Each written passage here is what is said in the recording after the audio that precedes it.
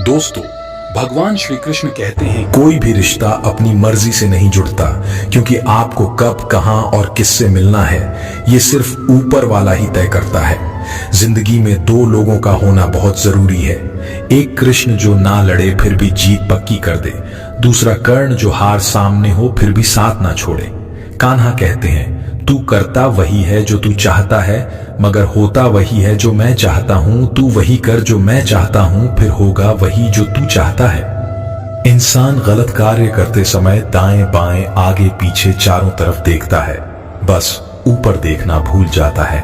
जो मनुष्य ऊपर देख पाता है वो कभी गलत काम करने की हिम्मत नहीं करता। मित्र, भगवान श्री कृष्ण कहते हैं कि जो भी मेरे भक्त श्रद्धा से मुझे भजते, मेरा नाम जपते हैं, मेरी पूजा करते हैं तथा मुझसे प्रेम करते हैं, वो मेरे हैं, और मैं उनके सभी कष्टों का हरण करके उन्हें वो सभी सुख प्रदान करता हूं जिनकी वो कामना करते हैं। मित्र, एक समय की बात है, भोला नाम का एक आदमी शहर की एक छोटी सी गली में रहता था। वह मेडिकल की दुकान चलाता था। सारी दवाइयों की उसे अच्छी जानकारी थी। पूरी दुकान खुद संभालता था, इसलिए कौन सी दवा कहां रखी है उसे अच्छी तरह पता था। वो पूरी ईमानदारी से अपना काम करता था। ग्राहकों को सही दवा सही दाम पर देता था। सब कुछ अच्छा होने के बाद भी भोला नास्तिक था। भगवान में उसका जरा भी विश्वास नहीं था। वह पूरा दिन दुकान पर काम करता और शाम को परिवार तथा दोस्तों के साथ समय गुजरता था। उसे ताश खेलने का बहुत शौक था। जब भी समय मिलता दोस्तों के साथ ताश खेलने बैठ जाता था। एक दिन वो दुकान पर था, तभी कुछ दोस्त आए और तभी भारी बारिश भी शुरू हो गई। रात हो गई थी, लेकिन सभी बारिश थमने का इंतजार कर रहे थे। बिजली भी चली गई थी। बैठे बैठे क्या करें, सोचा मोमबत्ती की रोशनी में ताश ही खेल लेते हैं। सारे दोस्त दुकान में ताश खेलने बैठ गए। सभी ताश खेलने में मग्न थे। तभी एक बच्चा भागता हुआ आया। वो पूरी तरह भीग चुका था। उसने जेब से दवा की एक पर्ची निकाली और भोले से दवा मांगी। भोला खेल में मग्न था। उसने पहली बार में तो ध्यान ही नहीं दिया। तभी बच्चे ने जोर से आवाज देते हुए कहा, मेरी माँ बहुत बीमार है, सारी दवा की दुकानें बंद हो गई हैं। आप दवा देंगे तो मेरी माँ ठीक हो जाएंगी। भोला आधे अधूरे मन से उठा, पर्ची देखी और अंदाज से दवा की एक शीशी उठाकर उसे दे दी। पैसे काटकर बच्चे को लौटा दिए। बच्चा भागते हुए चला गया। तभी बारिश रुकी और भोले के दोस्त चले गए और भोला भी दुकान बंद करने लगा। तभी उसे ध्यान आया कि रोशनी कम होने के कारण उसने गलती से बच्चे को चूहे मारने वाली दवा की शीशी दे दी है। भोला के हाथ पांव फूल गए। उसका दिल जोर जोर से धड़कने लगा। उसकी 10 साल की नेकी पर मानो जैसे ग्रहण लग गया। उस बच्चे के बारे में सोचकर वह घबराने लगा। सोचा यदि वो दवाई उसने अपनी बीमार मां को दे दी तो वह अवश्य मर जाएगी। बच्चा भी बहुत छोटा होने के कारण उस दवाई को तो पढ़ना भी नहीं जानता होगा। एक पल वो अपनी इस भूल को कोसने लगा और ताश खेलने की अपनी आदत को छोड़ने का निश्चय कर लिया। पर यह बात तो बाद में देखी जाएगी। अब क्या किया जाए? उस बच्चे का पता ठिकाना भी तो वो नहीं जानता। कैसे उसकी बीमार मां को बचाया जाए? सच में कितना विश्वास था उस बच्चे की आंखों में। भोला को कुछ सूझ नहीं रहा था। घर जाने की उसकी इच्छा मर गई। दुविधा और बेचैनी उसे घेरे हुए थी। घबराहट में वो इधर उधर देखने लगा। पहली बार उसकी नजर दीवार के उस कोने में गई जहां उसके पिता ने जिद करके भगवान श्री कृष्ण की तस्वीर दुकान के उद्घाटन के वक्त लगाई थी।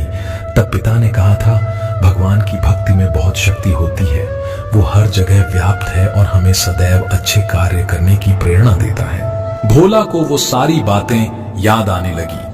आज उसने इस अद्भुत शक्ति को आजमाना चाहा। उसने कई बार अपने पिता को भगवान की तस्वीर के सामने हाथ जोड़कर आंखें बंद करते हुए पूजा करते देखा था। उसने भी आज पहली बार कमरे के कोने में रखी उस धूल भरी कृष्ण की तस्वीर को देखा और आंखें बंद कर दोनों हाथों को जोड़कर वहीं बैठ गया। कुछ देर बाद वह छोटा बच्चा फिर दुकान में आया। पसीना पोंछते हुए उसने कहा, क्या बात है बेटा, तुम्हें क्या चाहिए? बच्चे की आंखों से पानी छलकने लगा। उसने रोते रोते कहा, बाबूजी, मां को बचाने के लिए मैं दवाई की शीशी लेकर भागता जा रहा था। घर के करीब पहुंच भी गया था। लेकिन बारिश की वजह से आंगन में पानी भरा था और मैं फिसल गया। दवाई गिर गई। क्या आप मुझे वही दवाई की दूसरी शीशी दे सकते हैं बाबूजी? बच्चे ने उदास होकर पूछा।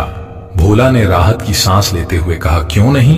पर उस बच्चे ने दवाई की शीशी लेते हुए कहा, बाबूजी मेरे पास तो पैसे नहीं हैं। उस बच्चे ने हिचकिचाते हुए कहा। भोला को उस पर दया आई। कोई बात नहीं, तुम ये दवाई ले जाओ और अपनी मां को बचाओ। जाओ जल्दी करो, और हां, अब की बार जरा संभल कर जाना।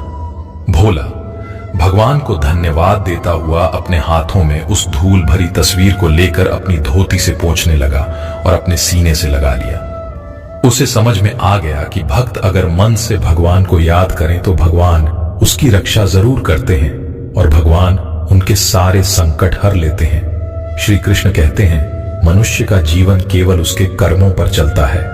जैसा उसका कर्म होता है वैसा उसका जीवन होता है। जो मनुष्य मुझसे परम प्रेम करके इस परम रहस्य युक्त गीता शास्त्र को मेरे भक्तों में कहेगा, वो मुझको ही प्राप्त होगा। जो मनुष्य श्रद्धा युक्त होकर और दोषों से रहित होकर इस गीता शास्त्र का श्रवण करेगा, वह भी सभी पापों से मुक्त होकर मेरे परम धाम को प्राप्त होगा। कान्हा कहते हैं, मैं धरती की मधुर सुगंध हूं, मैं अग्नि की ऊष्मा हूं, मैं सभी जीवित प्राणियों का जीवन और सन्यासियों का आत्म संयम भी मैं ही हूं। भगवान कहते हैं, जो मनुष्य गीता के इस रहस्य को भक्तों को धारण करवाता है और इसका विस्तार एवं प्रचार करता है, वह मनुष्य मुझे अत्यधिक प्रिय है। मित्रों, मैं आशा करता हूं कि आपने इस वीडियो से बहुत कुछ सीखा होगा। दोस्तों, इस वीडियो में बस इतना ही, फिर मिलते हैं अगली वीडियो में।